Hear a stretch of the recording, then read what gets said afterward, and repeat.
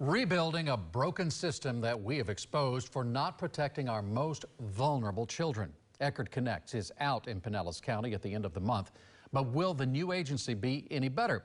Today we went to the head of DCF for answers, and 8 on Your Side investigator Walt Buteau is back with an update. It is a difficult formula involving a shortage of foster homes and caseworkers and more than 6,500 children. DCF's leaders sounded optimistic, but the children and parents we've talked to remain concerned about this broken system.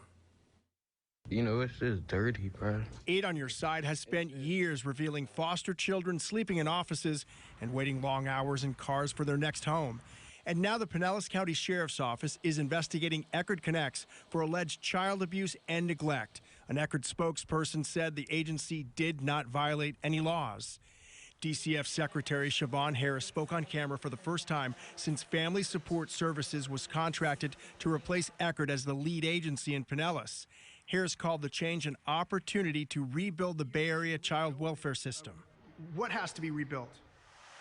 Making sure that we have stronger front-end processes to ensure that we are keeping families intact whenever possible, and we are only removing when necessary. The flip side are the children who are removed. I just ran away. I ran through the mud. Jason Pisani lived in these Clearwater mangroves for several days when he was 12 years old instead of going to a new placement. Did you feel like a number? Yeah, absolutely. Absolutely. That's what you are in the foster care system. It's all about, like, funding and stuff. David DeNorsi is one of the many children who had to sleep in an Eckerd office. No mattress. No mattress. No pillow. Not even a cot.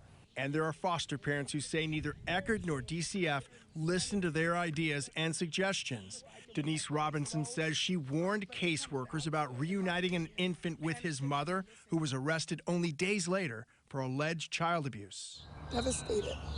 Devastated is the only thing that I can describe those injuries.